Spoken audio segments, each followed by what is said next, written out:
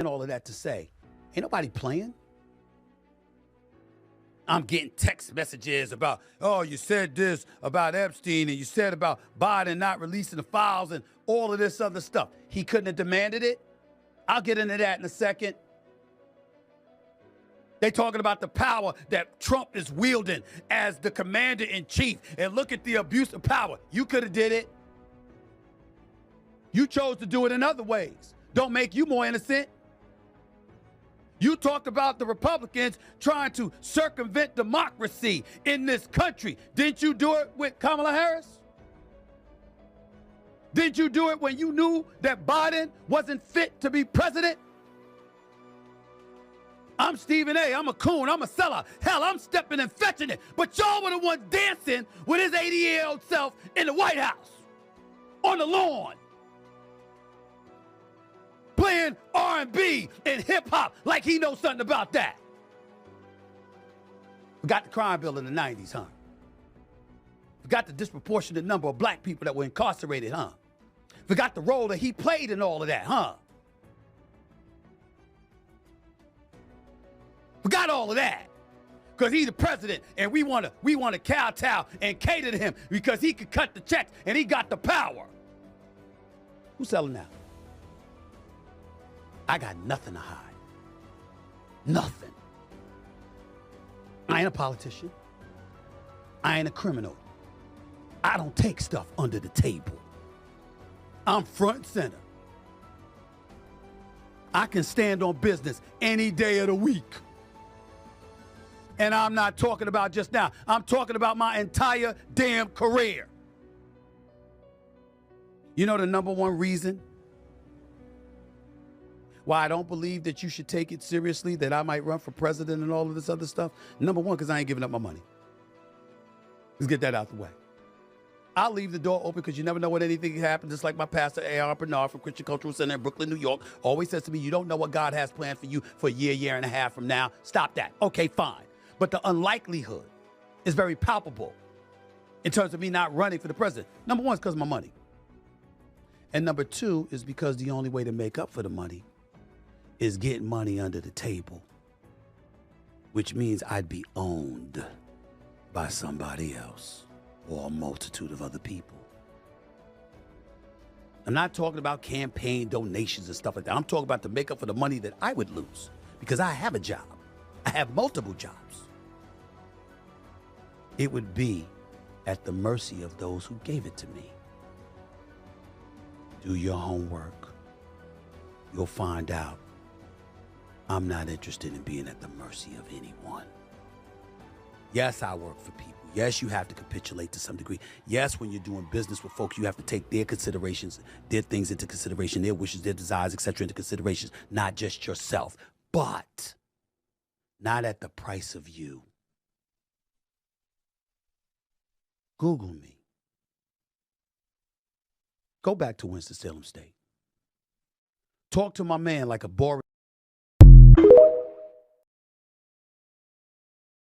The next subject, this whole thing with the Epstein files. I don't need to regurgitate it like I'm some news reporter, which I'm fully capable of doing. Not necessary, though. Bottom line is this. You've got some of the Epstein emails which were released. On 3 separate emails, Trump's name was mentioned. According to Epstein, he's the horse that hasn't barked, indicating that he hasn't really spoken yet, but that he fully expected Trump to do exactly that, speak out against Epstein and what have you. For those of you who may not have read the news, apparently Trump and Epstein had a falling out. They both wanted some property in Florida. Trump outbid him. It got pretty ugly, blah, blah, blah, blah, blah. And of course, before he was president, Trump said that he had gone after Epstein in his own way for going after some of the young ladies that worked for Trump. Trump didn't like it. That's neither here nor there. The latest news is what matters, because in light of people who have tried to associate Trump with the whole Epstein scandal, obviously Democrats, particularly with the swearing in Representative Adelita Grijalva out of Arizona, who would give the final vote on it, and she did, to have these files opened, Now Trump's name is all over the place because it's indicating that he may have been mentioned on several occasions in the Epstein emails, and his relationship with Epstein was closer than people realize. And the implication is clear that you're trying to connect the president with messing around with little girls. They're not saying that outright because if they do, they'll get themselves sued in all likelihood.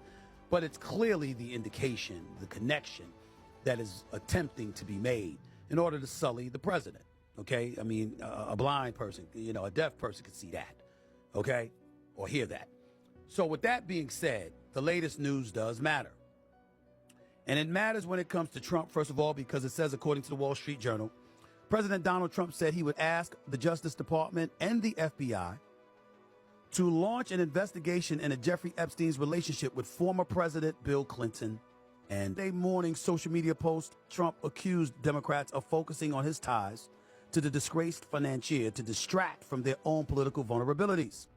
In addition to Clinton, he said he would ask the Justice Department and the Federal Bureau of Investigation to probe the deceased sex offenders' relationships with economist Larry Summers, a former Obama administration official, and venture capitalist Reid Hoffman, a prominent Democratic donor. The president also said the investigation should examine J.P. Morgan Chase. Epstein had dozens of accounts at J.P. Morgan's private bank and communicated often with bank executives. The Wall Street Journal has previously reported J.P. Morgan, which cut ties with Epstein in 2013, filed what is known as a suspicious activity report to federal law enforcement beginning as early as 2002. The bank has paid a total of $365 million in civil settlements in connection with litigation over Epstein. Attorney General Pam Bondi says she asked Jay Clayton, the U.S. attorney for the Southern District of New York, remember the MP Diddy, the same office that brought charges against Epstein and his longtime associate, Ghislaine Maxwell, to take the lead on the request. That's where we are.